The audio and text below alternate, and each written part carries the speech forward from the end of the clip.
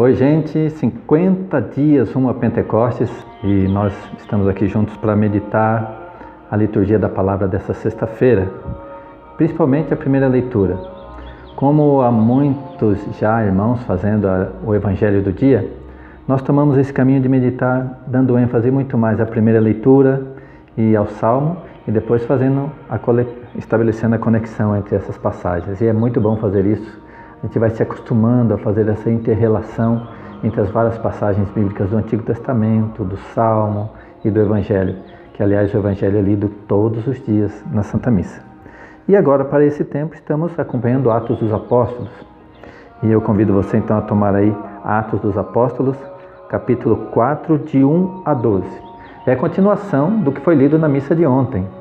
Ontem, Pedro aproveitou que houve uma cura de um coxo e começou a pregar às pessoas e anunciar que não era ele nem João que tinham feito aquele paralítico andar, mas o próprio Jesus que está ressuscitado e vivo.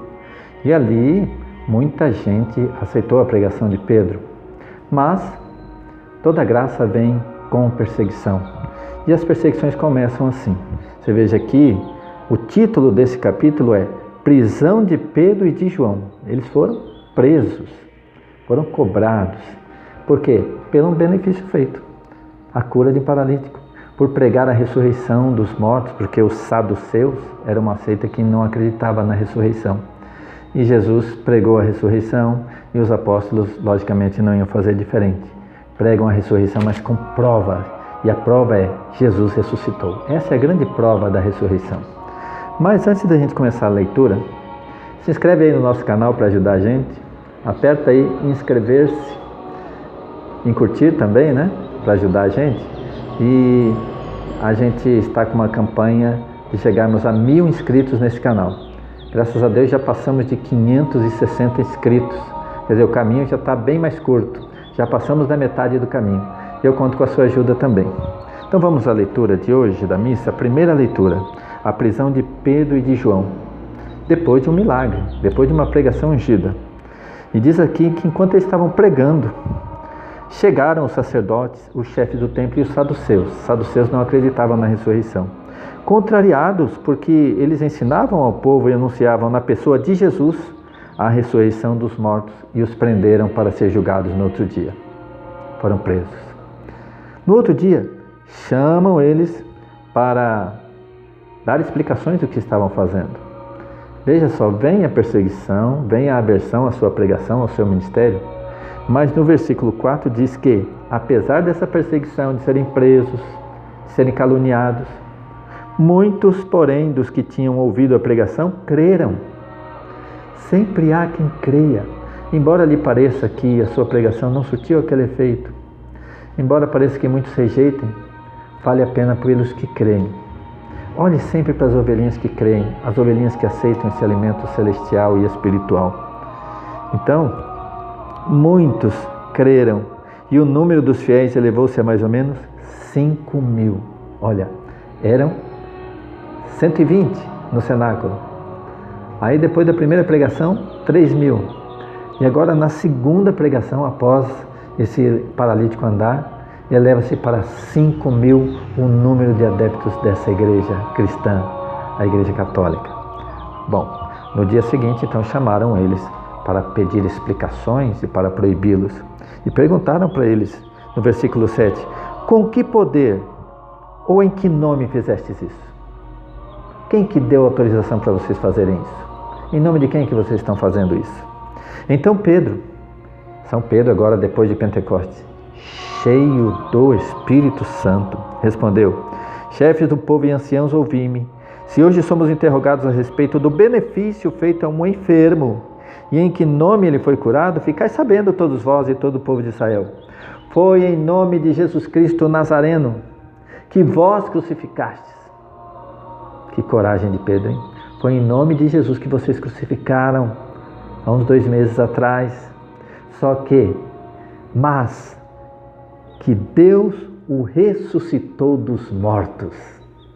Ele está vivo e foi ele que fez esse paralítico andar. Isso que Pedro vai dizer aqui.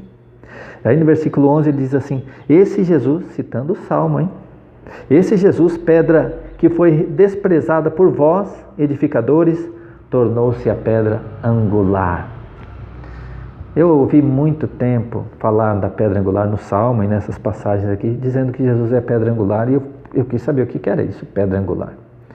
E aí consultei alguns arquitetos, consultei engenheiros. O que era essa pedra angular? É que à época havia uma inovação.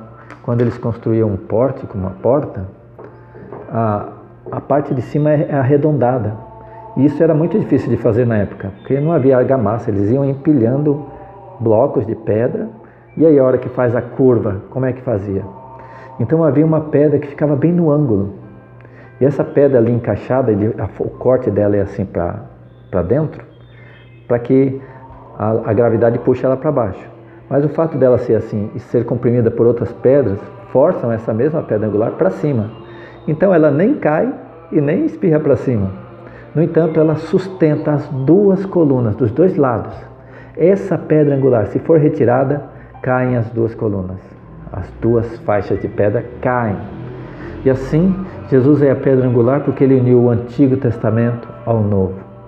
Se retirar Jesus, a pedra angular, o edifício cai. Né? Que coisa linda! Ele é a pedra angular, foi rejeitada. Não queriam na construção. E agora, quem é a pedra angular? Quem é a pedra mais importante dessa edificação? Jesus, a pedra angular. Muito bem. Aí ele continua. Em nenhum outro nome há salvação, porque debaixo do céu nenhum outro nome foi dado aos homens pelo qual devamos ser salvos. E vendo eles a coragem de Pedro e de João, e considerando que eram homens sem estudo, sem instrução, veja que essa é uma condição que eles jogavam os apóstolos, de considerarem eles sem instrução, sem estudo. É um preconceito, na verdade, porque eles eram homens simples, pescadores. Só que eles se esquecem que esses apóstolos que eles consideravam sem instrução e sem estudo tiveram o melhor rabi. Rabi quer dizer mestre, mestre é professor. É lógico que o melhor rabi da história, Jesus, ensinou as Escrituras para os seus apóstolos. Não é possível. Jesus ensinou as Escrituras. Pedro, em todas as suas pregações, cita os Salmos, cita Isaías, cita o Antigo Testamento. Pedro conhecia a palavra. Ele não era um homem sem instrução e sem estudo. Ele era um homem que tinha a melhor instrução porque teve o melhor instrutor. O seu rabi era o próprio Jesus. Muito bem. Eles consideravam ele sem estudo e sem instrução e ficavam admirados de tanta sabedoria, de tanto conhecimento bíblico, não é? Muito bem. Mas vendo com eles que o homem paralítico estava lá, não era mais paralítico, não tinham como replicar. Porque todo mundo conhecia aquele paralítico, ex-paralítico. Fazia 40 anos que pedia esmola. Todo mundo viu que foi um milagre real. Então, mandaram que eles saíssem da sala para resolver o que fazer com eles. Porque não podiam negar o milagre, né? E aí, eles resolveram proibir com ameaças a que no futuro eles falassem em alguém no nome de Jesus. Mas nós vamos parar por aqui, porque eu até passei um pouquinho do versículo 12, né? É ainda a proclamação de Pedro: em nenhum outro há salvação, porque debaixo do céu nenhum outro nome foi dado aos homens pelo qual devamos ser salvos. Só Jesus salva, nenhum outro nome há. Nem Buda, nem Maomé, ou outro nome qualquer, grande por aí. Em nenhum outro nome há salvação, meus irmãos, só em Jesus. E essa proclamação feita por Pedro na sua segunda pregação aqui. Segunda pregação. Aí eu pergunto, Pedro citou aqui o salmo da pedra angular. A pedra que os construtores rejeitaram tornou-se agora a pedra angular. Pois bem, qual que é o salmo do dia? Qual vai ser o salmo de hoje? Meus irmãos, só pode ser esse. No salmo de hoje diz: a pedra que os construtores rejeitaram tornou-se agora a pedra angular. Olha como que as leituras se combinam, a primeira leitura com o salmo. Então, esta é a passagem de hoje. A pedra que os construtores rejeitaram tornou-se agora a pedra angular. Palavra proferida por São Pedro. Salmo: a pedra que os construtores rejeitaram é justamente o salmo que Pedro o homem que era considerado sem instrução, sem leitura, ele cita o Salmo, que diz essa frase: a pedra que os construtores rejeitaram tornou-se agora a pedra angular. E aí o Evangelho vem a combinar com tudo isso. Estamos falando de ressurreição o tempo todo, esse é o tempo pascal. Então o Evangelho vai sempre falar de ressurreição. Mas hoje é uma palavra maravilhosa, uma aparição inesperada. Pedro estava na praia com outros discípulos e de repente ele falou: vou pescar. Mas lembra que quando ele conheceu Jesus, ele tinha abandonado na praia as barcas? Há um barco esquecido na praia, né? Já não leva ninguém a pescar, é o barco de André e de Pedro. Depois eles resolveram voltar a pescar, voltar à vida velha. E aí entram mar adentro, passam a noite inteira, não pegam nada. A exemplo da primeira vez que eles encontraram com Jesus, não pegaram nada. De repente, Jesus aparece lá na praia, de pé, e eles não o reconhecem. Rapazes, tem alguma coisa aí para comer? Não, passamos a noite inteira aqui, não pegamos nada. Aí Jesus grita para eles: então joga a rede, lançai a rede do lado direito. E eles lançaram a rede do lado direito e a rede veio se rompendo com 153 peixes grandes. Quando eles puxam, eles lembram do primeiro encontro com Jesus lá na praia. Aí João fala: Pedro, é o Senhor que está lá. E aí eles pulam na água, vão nadando até lá e chegam lá. Jesus tinha preparado um churrasquinho de peixe. Não, pensa no encontro maravilhoso. Jesus ressuscitado tinha assado um peixe ali para eles. E eles sentam ali para comer com o Senhor vivo e ressuscitado. E diz a palavra assim: e ninguém ousava perguntar quem era, porque todos sabiam que era Jesus. Todos sabiam que era o Senhor. Que tempo maravilhoso esses 40 dias após a Páscoa, em que Jesus apareceu para eles várias vezes, conversou com eles, comeu com eles, mostrando que realmente a ressurreição dos mortos existe, é real. Eu vou ressuscitar um dia, você também. E naquele dia nós seremos julgados. Todos vão ressuscitar. Alguns irão para o paraíso, para o jardim que o grande jardineiro do céu está preparando para nós. Outros irão para baixo, para o inferno. A ressurreição existe, irmãos. E nós temos que estar preparados para essa ressurreição, que é breve.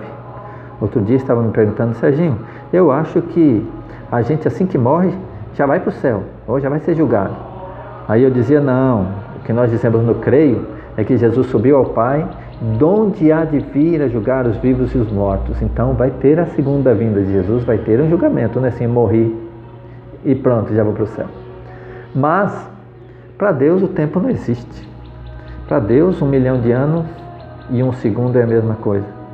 Para nós pode ser que demore muito para acontecer a vinda de Jesus, mas a gente nem vai perceber, porque a gente vai piscar o olho e de repente já se passaram milhares de anos e a gente está diante do Senhor sendo julgado. Questão de segundos. O tempo de Deus não é o nosso tempo.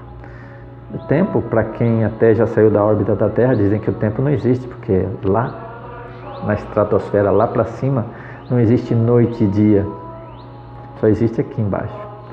Para Deus não existe tempo. Então, se você acredita que ao morrer já será julgado, não está longe da verdade, não. Agora, se você acredita que será daqui a milhares de anos, também não está longe da verdade. A verdade é que o tempo não existe. Se é daqui a 1 segundo ou daqui a milhões de anos, o importante é que nós estaremos um dia vivos, ressuscitados, e seremos convidados a ir para o céu ou expulsos para o inferno. Queira Deus que todos nós, irmãos, possamos ouvir do Senhor: vinde benditos de meu Pai, vinde para o paraíso preparado para cada um de vocês, onde haverá o grande banquete do Cordeiro, que estará no trono, sendo louvado dia e noite. Que a missa nos remeta a isso. Que você tenha hoje uma missa maravilhosa, já imbuído dessas palavras, né? Da liturgia da palavra, que é tão rica. São apenas 3 leituras, mas 3 leituras profundas. Deus abençoe. A paz de Jesus.